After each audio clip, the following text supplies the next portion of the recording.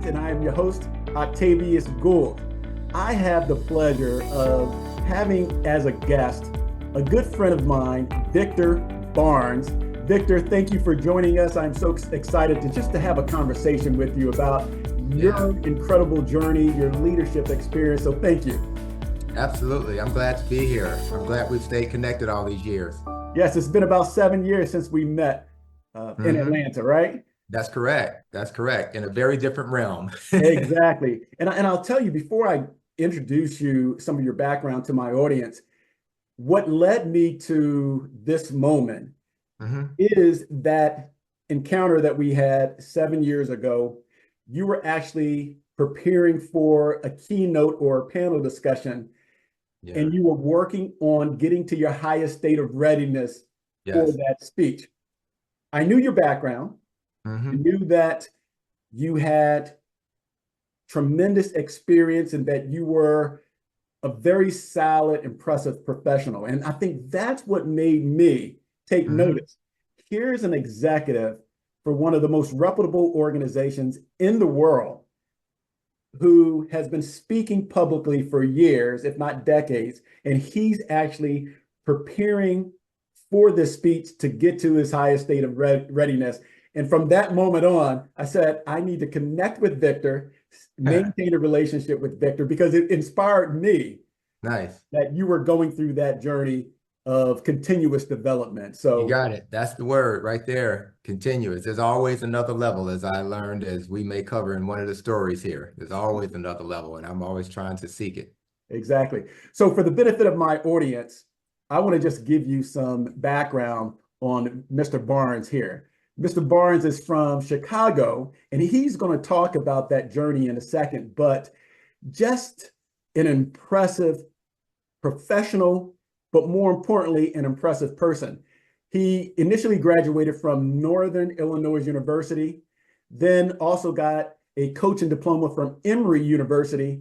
And then Victor, if I'm correct, you also got your MBA from Northwestern University as well in 2008, I think, right? That's correct. Yes. And just some of the organizations that you've had the privilege of working for and leading: the Walt Disney Company, Coca-Cola, and you were at Coca-Cola when I met you. That's and correct. At Coca-Cola, you had been there for 26 years, correct? Yeah, it's weird thinking about a quarter century in one company. That doesn't happen much these days, does it?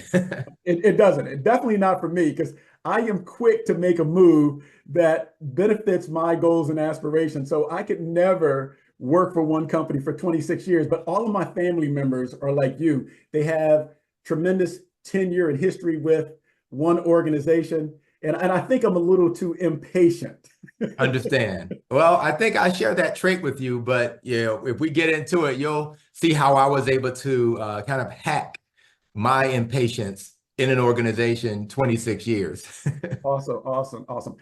But you're currently now with your own organization as the founder and CEO of VC Barnes and Associates, and we'll talk about that. But Victor, where I would like to start for the benefit of my audience is I love for individuals to talk about their compelling journey, because I believe that there's something that someone will walk away with that will help them, whether it be in their personal development or their personal development. So talk to me about that journey from Chicago to the story that we talked about a little bit ago as it relates to college, because my story in college is very similar to yours. And then let's talk about your career, and then I'll ask some questions as it relates to leadership and your philosophy as it relates to building relationships and inspiring people as well. So Chicago. Yes. So I'm the youngest of seven, but was the first to graduate from college, and subsequent siblings went on to go to college. And I like to start with that because it speaks to something that I'm sure a lot of people in your audience may be able to relate to, and that is being a first generation college graduate and being so naive about what that experience is really going to be like. And so I did go off to college, primarily, Octavius, because I was focused on playing collegiately in basketball. that's why I had that bar. Because if it wasn't for that, this idea of going from high school basketball to college basketball, I had nothing around me suggesting that that's the thing you do Right. after high school, right?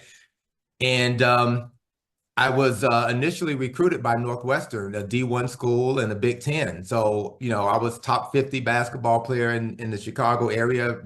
And then things changed really quickly. And I promise you, I won't take you down that rabbit trail.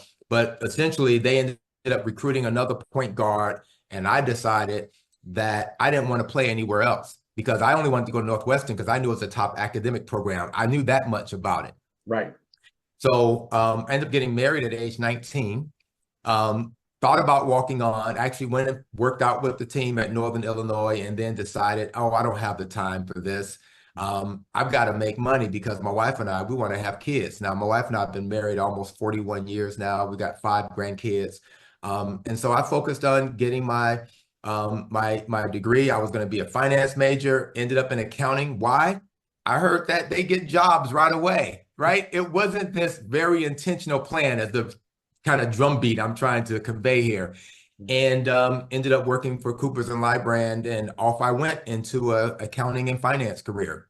But I stumbled into it, right? So what you'll probably hear in many of the anecdotes we'll cover today is that unlike probably a lot of people, well, similar to a lot of people, I struggled trying to figure out what I wanted to be, if I was on the right path, is this really going to work? But I kept forging ahead. So that's kind of the foundational background for me. And then, even right in college, I stumbled right out the bat, not because of my own ability, but I didn't have the money. So I had to sit out a semester, right? Right. And it could have been a setback that, had me not continue. I could have done what many people did. Oh, I'm out of school. Let me just get a job. So I'll pause there, but that's kind of the foundation of my background. And if it's okay, let's talk about that adversity that you faced in college, because I was actually looking at your LinkedIn profile a few weeks ago when we were scheduling the podcast episode, and I heard you touch on that story about that adversity that you faced in college. And if you can briefly just share that experience and what drove you to persevere, because I'm quite sure there are many listeners who faced a similar challenge when they were in college, or maybe facing that today with their own children that they're putting through college during tough economic times. Yeah. So when I got those 4 A's and a B in that first semester in the fall, returned to campus in January. Long story short, found out that my tuition hadn't been paid. They said, if it's not paid by end of business today, you got to go back home. That's what I did. So now I'm back in the Argyle Gardens on the south side of Chicago. I went to my old high school just to kind of lick my wounds. I love that place. There was teachers there, and several thought I had dropped out, as so many from my demographic had done after going off to college. And I didn't like that feeling. My perseverance probably kicked in around, I don't want to be a statistic, meaning a dropout statistic. I want to be different. And, sometimes, Octavius, how I tell people that I mentor, let's say you have a bad manager. Well, you can learn that I don't want to be that for someone, right? You can be dragged down by that, or you can be propelled by it. And so I was propelled by the adversity as opposed to being sucked into it. I love that, because I faced a similar situation when I got injured my junior year in college, and my college football career was prematurely injured. I mean, prematurely ended. And I always looked at it, Victor, that my past failures would be the foundation of my future success. So I had to persevere. The $1 million in the NFL would no longer be there. But even though I took a long break from college, I went back because I made that promise to my mother that I would earn my college degree. And then, like you said a few minutes ago, Victor, I didn't want to be that statistic. And that was really important. So really impressive. But I can't let you off the hook. I got to circle back for a second to your basketball prowess. You're a point guard. So were you a facilitator, a shooter, or could you do a combination of the two? I would say a combination of the two. And here's the highlight. My eighth grade team won the Chicago unofficial city championship, and the high school basketball coach approached me because he was friends with my eighth grade coach and said, "We want you to play with us in the summer league going into your freshman year." And I ended up playing varsity as a freshman, the first person in the history of that school. And the reason is because we had the future NBA Rookie of the Year, a senior on that team, and they wanted someone that would be willing to pass him the ball, Terry Cummings. I remember Mr. Cummings. I'm a Sixers fan. He hurt us in the playoffs at times. Yeah. So that was my facilitation skill, but later on I became more of a shooter. Okay.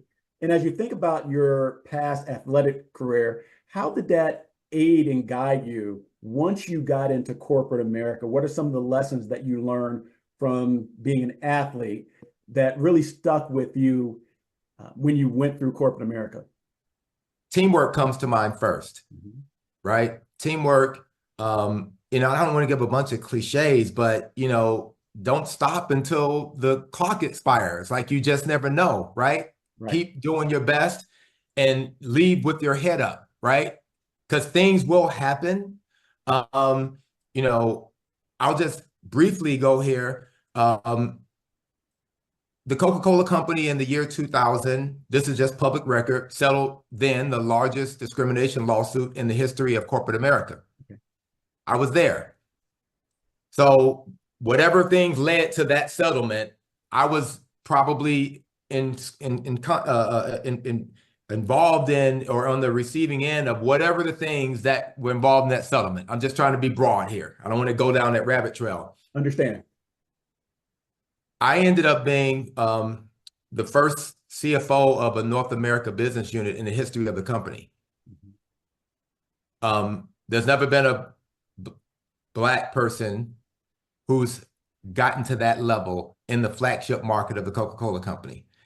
And so this isn't a big pat on my back. This is saying, like, given there was certain barriers, circumstances not working in my favor, but then reaching a certain level, you notice and learn some things.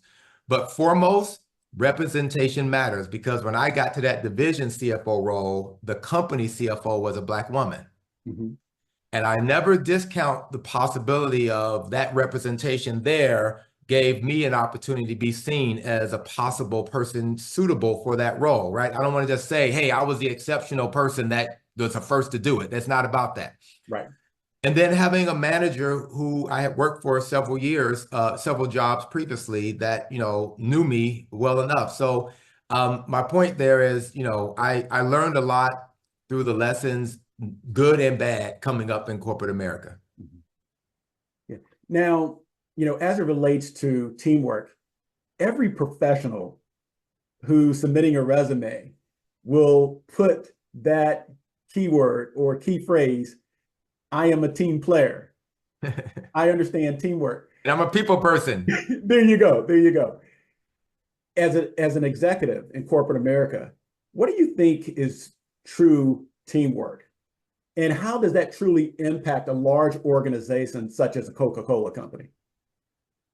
So it's uplifting others, in my view.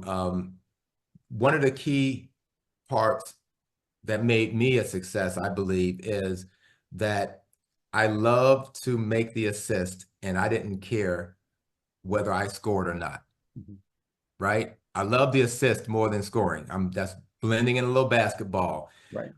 Having a sense that by giving people credit for the work that they did, where, like, I'm in a meeting and the person who did the thing is not there, being that person that's willing to say, oh, no, don't give me credit. Joe did this. And Karen was a key part of that, project. And I discovered this thing that I think is maybe counterintuitive. The more you defer credit, the more comes back to you. Right. As a leader. It's maybe counterintuitive for some, but it was very intuitive for me. And it was truthful. So the teamwork part, I was able to not just use it as a cliche, a nice little buzzword, but I could represent it in ways that people could really see how I think about it. I love that. I love that. A story that I don't think I've ever mentioned to you. I don't mention it to many people. Shortly after I met you in that 2017, 2018 timeframe, I went to an event at the Atlanta Chamber. And I waited about an hour and a half, it felt like, to have an opportunity to speak with your then CEO. Had something that I wanted to give him so I would maybe be memorable, but I just wanted to ask him a question as it related to his philosophy on leadership and some of the things that has allowed him to be successful and make others successful. So when I asked him about the importance of leadership and how he goes about inspiring and leading what are, like yourself, very accomplished executives, he made me laugh. And his answer was, I tell him three things.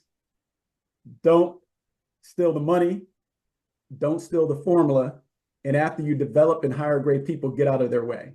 Yes. And that was it. But it was so profound to me. And I said, that's on point. So as it relates to, that statement by him and your philosophy on leadership, touch on that as it relates to how you go about leading people, because you had two responsibilities: process leader and people leader.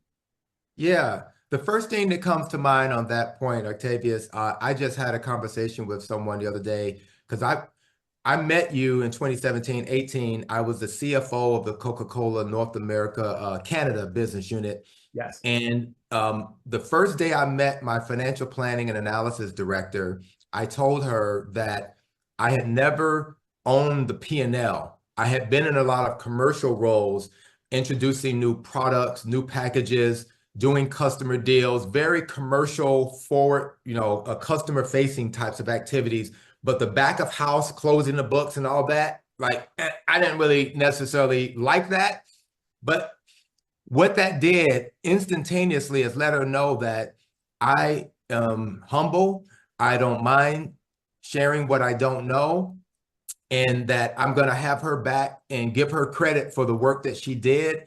And people talk. And one mentor told me once, some of the most important decisions and conversations that impact you will happen when you're not in the room.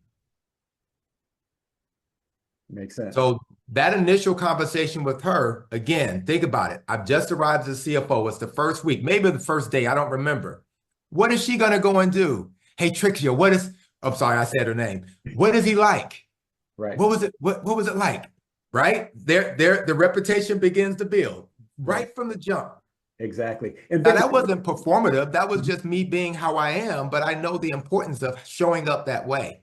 Exactly. You said something very important there that I think we need to touch on for someone who's currently in corporate America or someone who aspires to be a leader.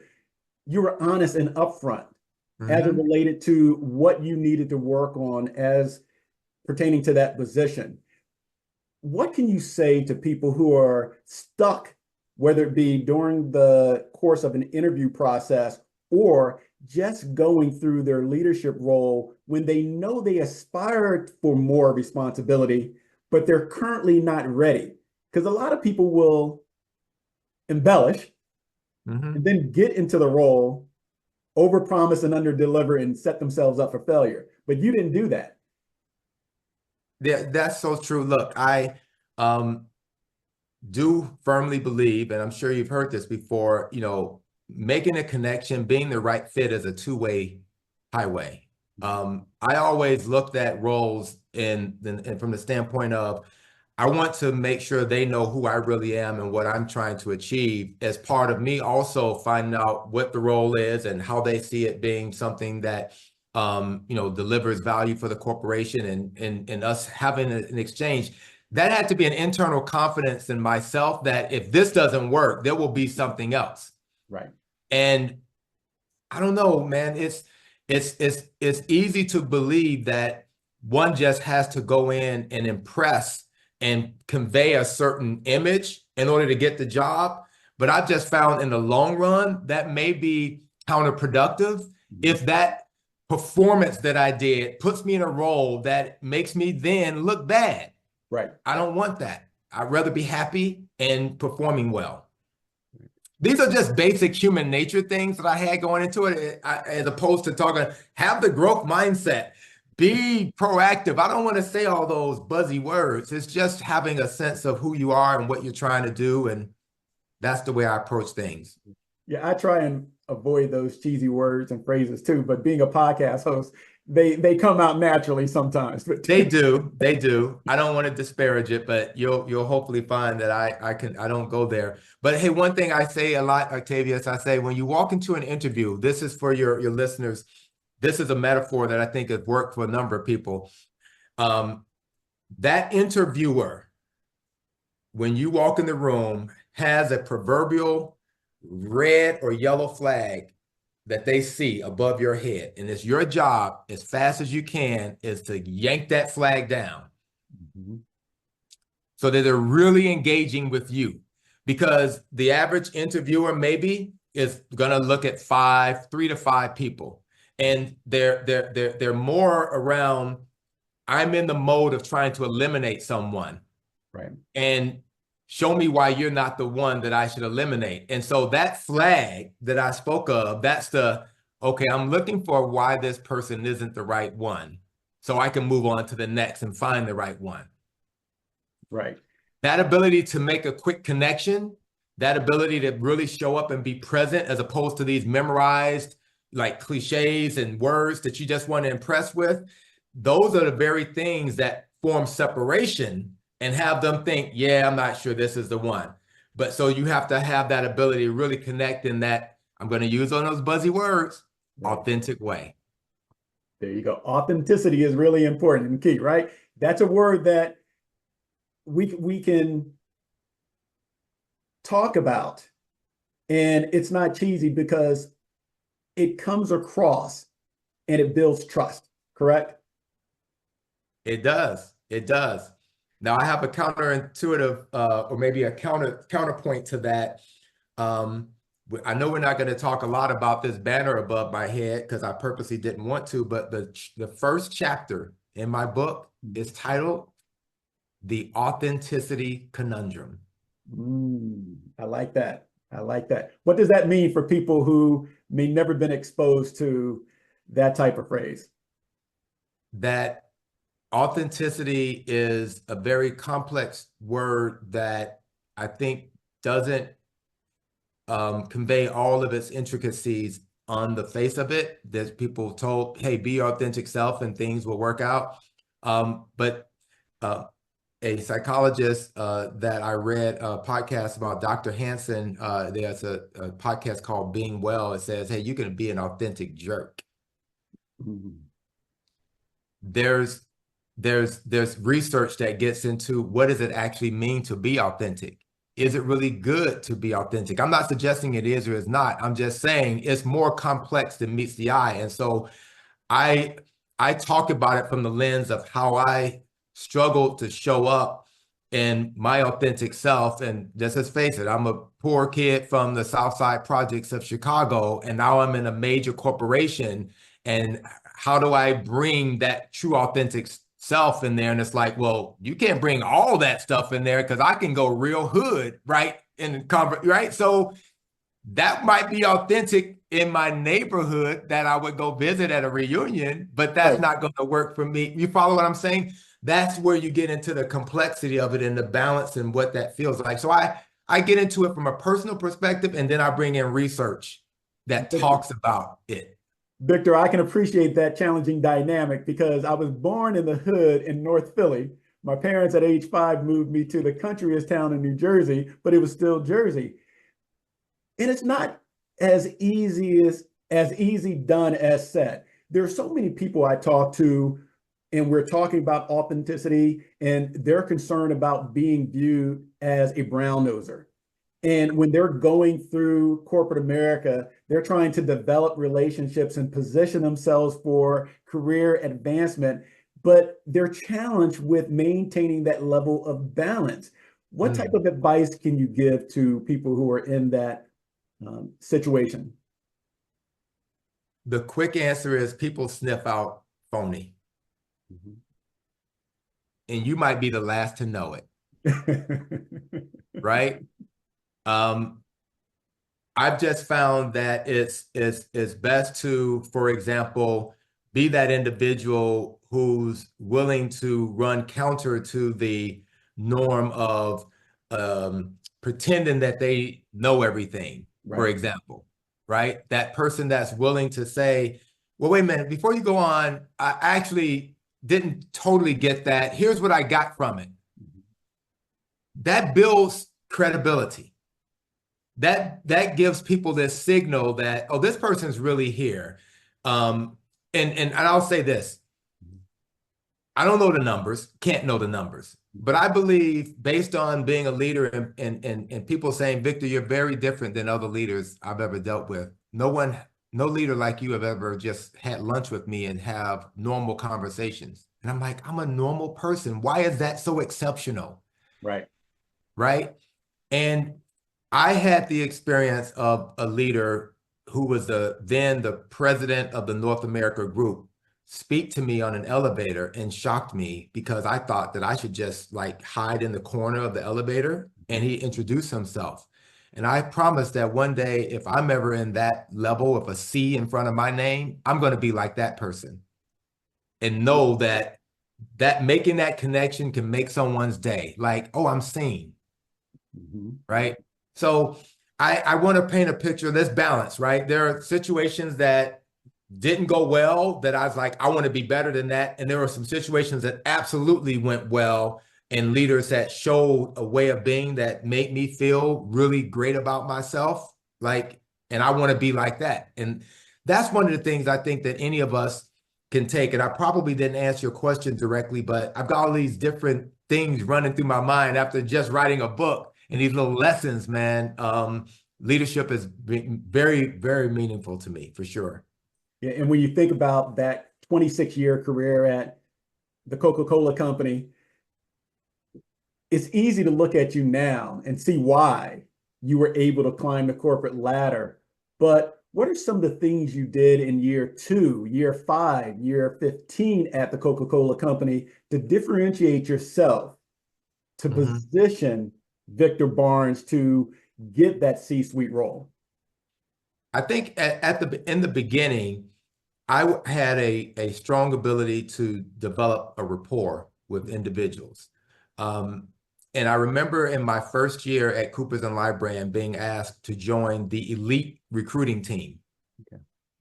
And I think that came from just a level of humbleness about, who I was and where I came from, and rightly knowing that I was nothing special and above anyone and showing up that way. Right. So I can give credit to mom and where I came from and just humble beginnings for that. Later on down the line, about year 7 of my career, I began coaching youth basketball. And I've stated the following, which is I learned more about leadership coaching youth basketball, specifically girls basketball, than I did in any class I ever took at any company. Getting a group of prepubescent girls to work together, pursuing a goal, all with their own personal agendas and their parents who want X, Y, and Z, and getting them to work together and eventually end up, having an organization that had multiple teams winning state and first and second place in the state of Georgia, national qualifiers. That taught me a lot about what it takes to, make people feel like they're contributing, even if they're not the star player. Right. Right. Being respectful both ways. I'm the adult, they're kids. But I asked one of my former players as part of writing my book, what was it like playing on the teams that I coached? She was 9 when I first started coaching her. Okay. She played pro ball in Europe, and she's a graduate assistant at the University of Memphis today, women's basketball. And one of the top 5 things she said in bullet point fashion was, you respected us and we respected you. I haven't coached her in 20 years. That's her recall. Mutual respect is key. Right. Just because I have a title doesn't mean, or adult and you're a 10-year-old, that I could come at you any old kind of way. Right. And people gravitate to a person that actually is willing to say, hey, we both put on our socks the same way. Like we in this together. And it's unfortunately exceptional. Right. I love that, because so often I am perusing someone's profile on LinkedIn and I'll actually read the comments or respond to the comments like you do as well. And I was looking at a post that you made several months ago, and it was someone that you managed at the Coca-Cola Company maybe 15, 20 years ago, talking about the impact that you had on their career, but more importantly on them as a person. And I know you're mentoring youth, but you've also mentored professionals during their career. Talk about the importance of mentorship. One, who was really important in your life as a mentor, and then why mentoring is so important to you.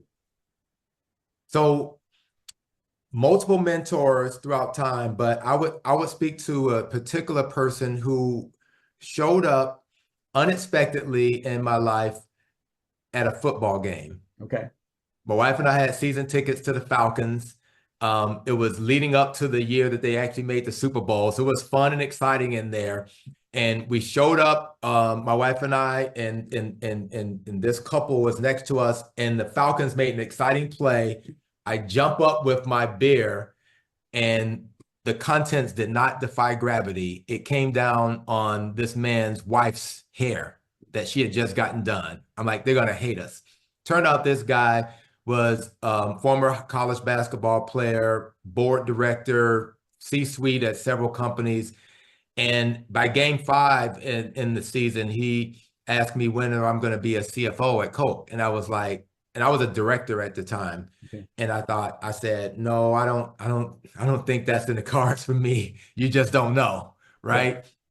Yeah. And he convinced me that, no, I think you have what it takes to the next level. Let's chop it up. Let's talk about what, can help you get there. And the summary point I'm making here, Octavius, he saw things in me that I didn't see in myself. And that happens so often with young athletes, business professionals. There's always someone that will bring it out of you. And that's really important with coaching and consulting that I'm quite sure you're doing as well. You have a family, you have grandkids. How do you balance, and how did you balance with all the traveling and responsibilities, that family dynamic?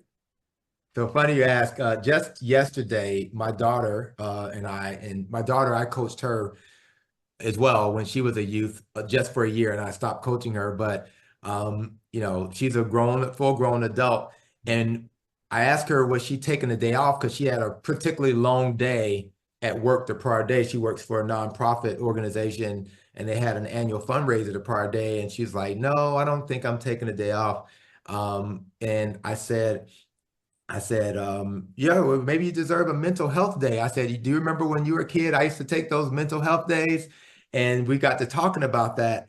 And she said, I remember you always took your vacation every Christmas. You took off 2 weeks. I said, yeah. And there were many people that would talk about how they had to carry over vacation into the next year and seek an approval to carry over.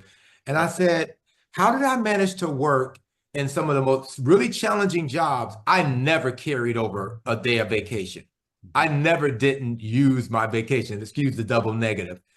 That was so important. I just felt like I needed that separation to be able to show that, by separation, like away from the work, right? Like the statement in the 7 Habits of Highly Effective People, and one of them is you got to take the time to sharpen the saw. And the person's like, I'm too busy cutting down the tree to sharpen a saw. Like that, reading that book early in my career helped me know that I needed that time that was available to me and I earned so that I could be my best at work, as opposed to just grinding, grinding, grinding, and only maybe being 20% of my effectiveness.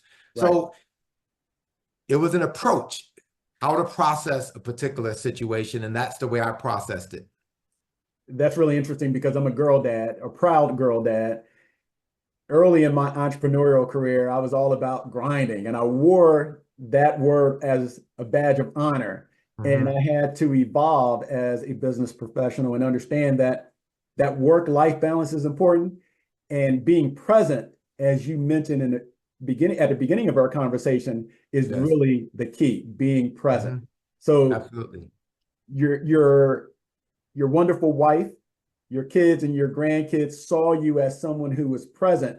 And with that being said, I noticed in looking at your LinkedIn profile, you've worked in many different countries. If I'm correct, you worked in South Africa, I think. Yes, I that's know correct. Canada, because you were there at a time when we met, the United States, and maybe even more.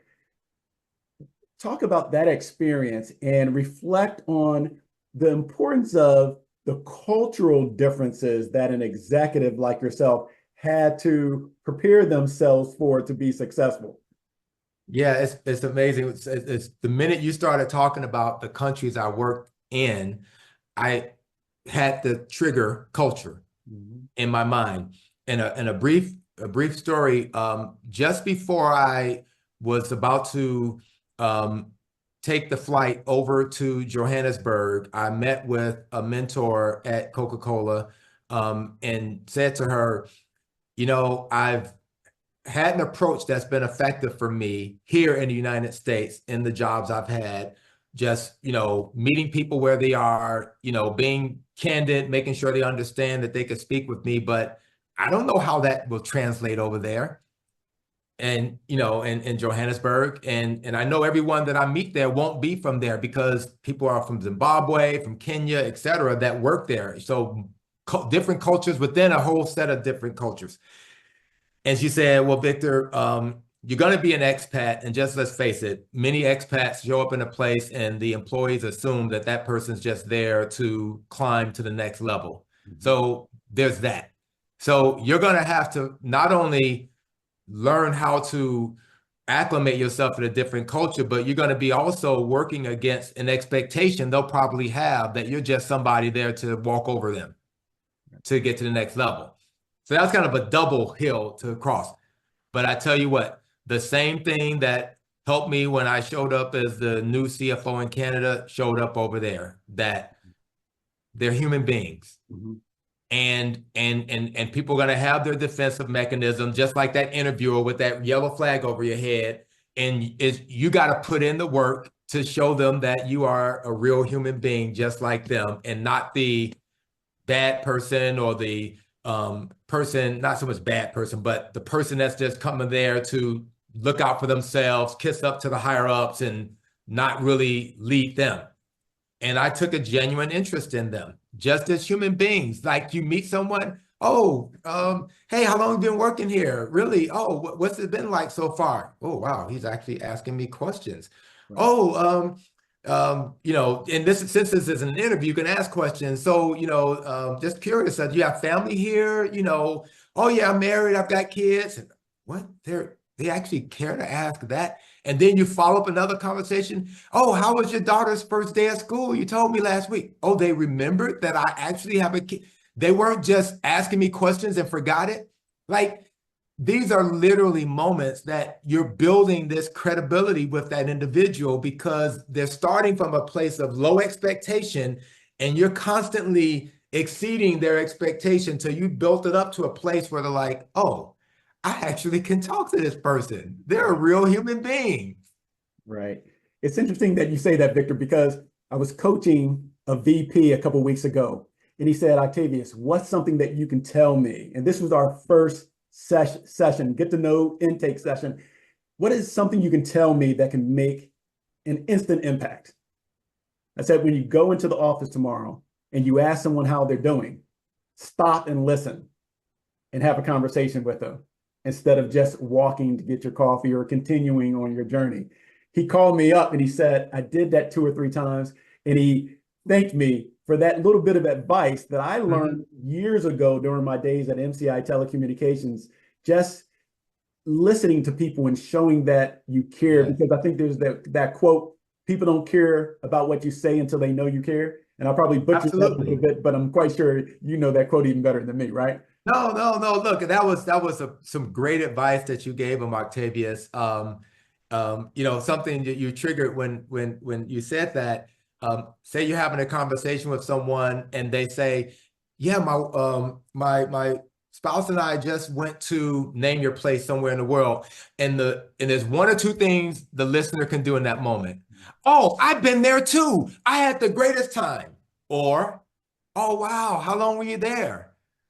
"Oh, we were there for 10 days. What did you see while you were there?" Like, just at least one question. But if you come with two, maybe three, that exceeds expectations. Right. Because unfortunately, the norm is the first thing. Right. That you switch it back to yourself. Hopefully, you'll see a common theme in here with every question probably you've asked, which is being human, being real, seeing people, meeting them where they are. All these things, they get overlooked oftentimes. Well, see, you said you were born in the hood. I was born in the hood. The one thing that we know is it's all about keeping it real, right? Yes. That's part of the superpower, I believe. Right. I'll say this, a question you didn't ask. As I reflected on my career and wondered what types of things helped me get to where I was, given I don't necessarily believe I had built-in advantages, whatever those might be. I thought about that because I wanted to be able to share that, because I know that there are a lot of people that know and feel the same way. No built-in advantages. I feel like I'm kind of, going uphill.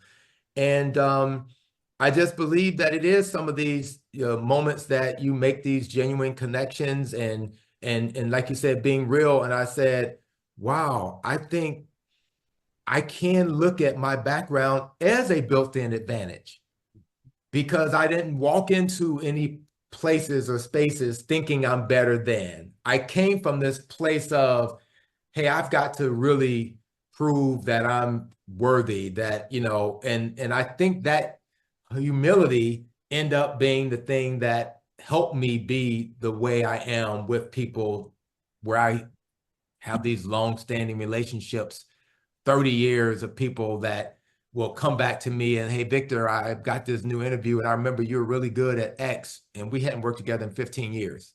Right. Exactly.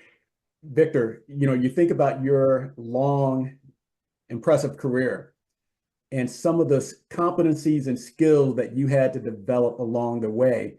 What would be the top 3 that you developed that you would recommend that others who aspire to be a leader or C-suite executive should start working on now? Number one that comes to mind is that careers have these phases, and recognizing that there's an expectation that builds up over time about how you show up. And I would say, for example, you're in your first 5 years of your career and you're going for a job, having a conversation about these are the tasks or these were the responsibilities I had kind of can suffice. I've been a fixed asset accountant. I've been a communications, assistant, whatever. Okay, got it. You've done these jobs. 5 to 10 years is what impact did you have? Oh, we saved the company X, or I built a new way of communicating with our customers to do Y, or I built this new tool that allowed us to more efficiently. So that, like, what impact did you have? After 10 or so years, the expectation is, how did you achieve those impactful things that I just spoke of? Meaning, well, I made sure that I built a consensus with the people that would be the recipients of this new tool.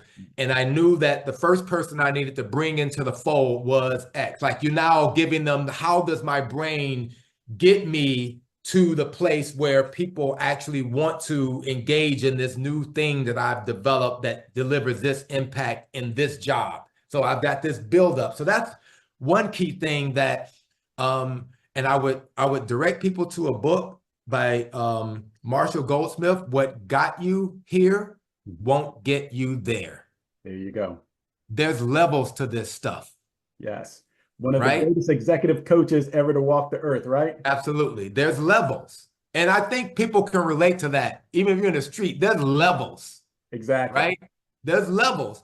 And you got to level up. But if you're unwilling to that next level is, then fine. And I would say to a group of my team members, like, look, I want to teach you things 25 years into my career, and you're 5 years into your career, and I want you to know these things now, right? I believe that you can achieve more, and I would say things like, people will assume you will continue to be and do what you do today unless you prove otherwise.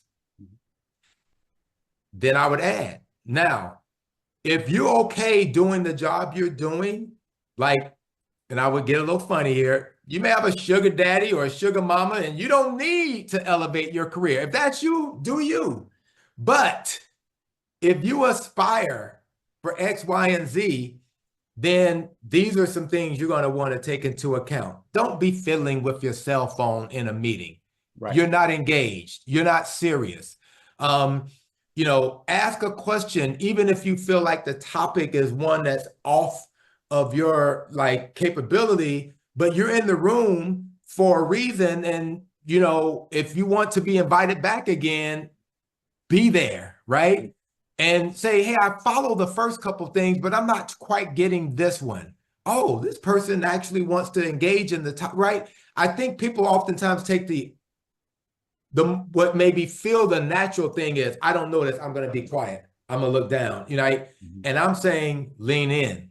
And the last thing I'll say on this point, a manager once noticed that I tend to be more of a quiet studier in rooms. And he said, Victor, when you eventually speak in meetings, everyone leans in because they know that you don't just speak just to be piling on. Right. But as you elevate in a company, the culture here would make some believe that maybe you don't have anything to say. So just interject a little bit more. That is okay when you're at the junior finance level, but now that you're at this director level, the expectation changes. I go back to that thing, those 0 to 5, you got to level up. And you can't just be into, well, that's not me. I don't talk a lot. Well, Marshall Goldsmith talks about sometimes there's too much being me. Right? You got to be aware of that. Right. And when I met you, the first thing that came to mind is, this brother is really well spoken. That's the first thing that came to mind. And then as I got to know you, I realized that you had other qualities that made you a great C-suite executive, such as emotional intelligence. I could feel that, and I'm coaching people on emotional intelligence today. How important is it for someone to have and develop emotional intelligence? I know it's easier for me and you because we have daughters, and that's where I really developed mine. How important is it for professionals to develop their emotional intelligence it's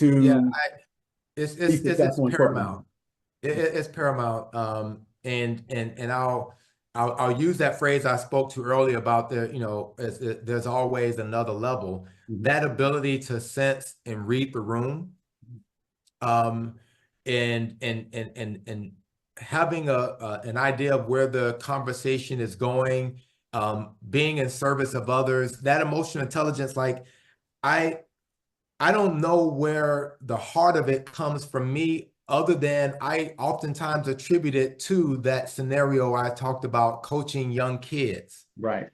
And recognizing when I was in high school playing basketball, that my worst days on the court were when I was too much into my head.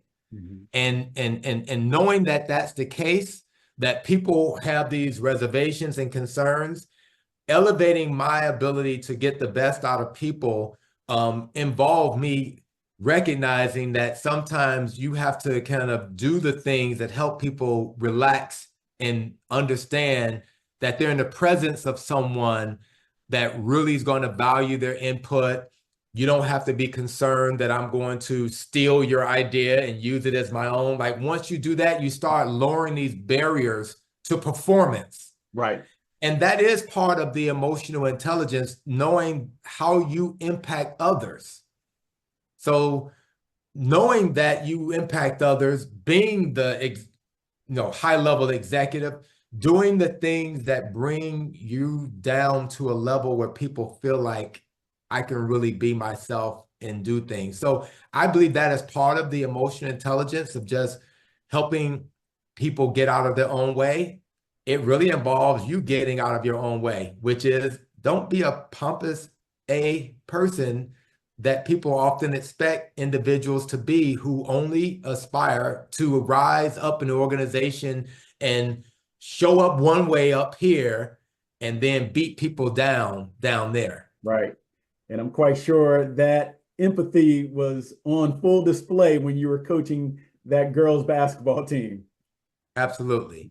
One of the things that I realized, Victor, in coaching executives like yourself, the higher they climb up the corporate ladder, the less feedback they receive. Oh my gosh. On their communication skills. Oh, I'm sorry. I had to just jump in on that one. The So emperor wears, I'm going the to give you emperor's the not ball. Let's wearing talk about shorts. that. The emperor's not wearing shorts and nobody wants to tell him, right? Why is that? And what can someone who's, let's say, a frontline leader, frontline manager who's working their way up, or VP, senior leader, to get to that level of being a successful C-suite executive? Why does it happen? And then what can they do as a result of not being able to get that honest and authentic feedback from their peers or their team members? Yeah, I've seen a few leaders at the CEO level act in very contrasting ways. One CEO early in my career always wore a three-piece suit, always had I don't want to be disparaging and saying entourage, but always other high-level executives when that person walked through the halls. Right. And it was a scenario where if you saw that individual, that was a certain aura, not approachable, Fast forward, another CEO would stand up in the town hall because he was known for walking around. And I'm not saying he was a perfect leader. I'm just showing the contrast. Wore jeans, OC gym shoes, and a white shirt rolled up, and would go and sit in the cafeteria by himself. And during town halls, someone would say, "When I see you, I wonder if I can speak with you." And he said, "Let me make this announcement right now. If you see me sitting by myself, please come join me." Right. Some lean into what they know that people are concerned about and actively address it and bring it up and talk about it. And others just go with the flow. I am the CEO. I'm going to act like a CEO. I'm going to be suited and booted with an entourage, and I'm never going to do or say anything that suggests I'm anything different. Right. People maybe look at the individual and not know that person's perfectly willing to engage, but the environment they build around them suggests otherwise. So the individual has to lean into that because people have the built-in expectation, hands off, stay away. They don't want to be bothered. You got to counter that. Right. Right. Right. Years ago, I want to say this was 1994. I was a brand new leader, and I got the best piece of advice that I ever received. And I am just an inside sales supervisor at that point in time. My manager said, "Listen, you're not married. You're managing people for the first time, so I'm going to give you one bit of advice. And this is the only advice I'm going to give you. Don't dip your pen in company ink." And I won't touch on that. I think people can walk away with it and know what it means. And there are so many leaders who obviously never received that advice because you have all of these harassment cases throughout some of the most prominent companies in America. So with that being said, what is the best piece of advice you've ever received or given in your career?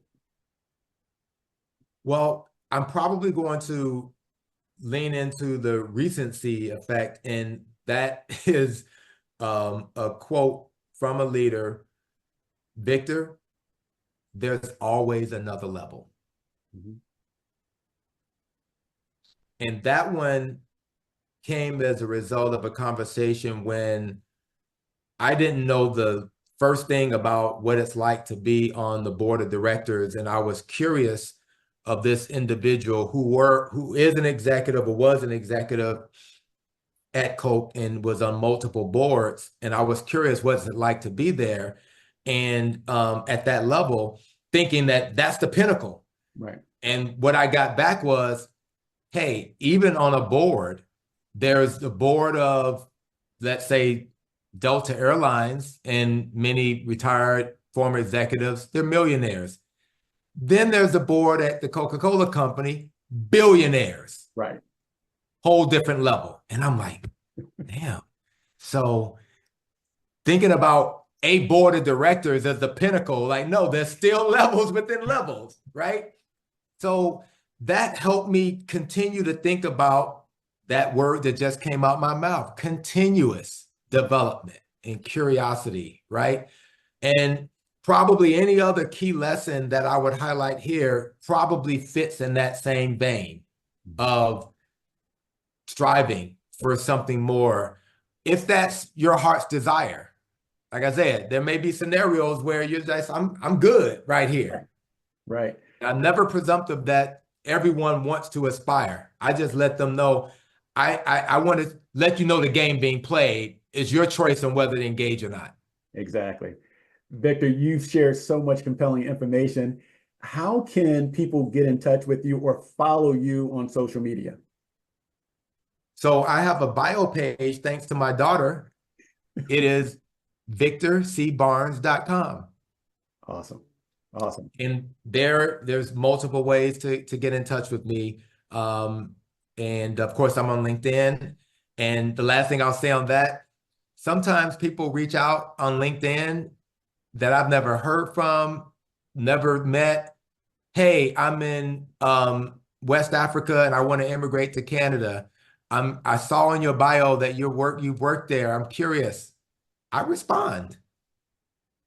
And I appreciate that because, one, we've maintained our relationship since 2017, but we communicate also, whether it be on one another's posts or an email. And that's really important because if we had not maintained the relationship that we started in 2017, we wouldn't be here today. And my audience would not have benefited from all the gems that you dropped. So I truly appreciate you sharing your knowledge and insight and just really giving some information that I know will help someone today. So thank you so much, Victor.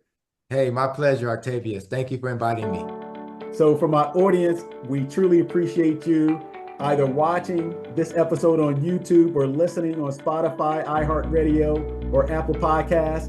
Please hit like and share this podcast episode so you can be alerted to future episodes, and follow Victor. And one more time, Victor, can you give that website or that page? VictorCbarnes.com. Awesome. Victor, I appreciate you, my friend. Everyone have a great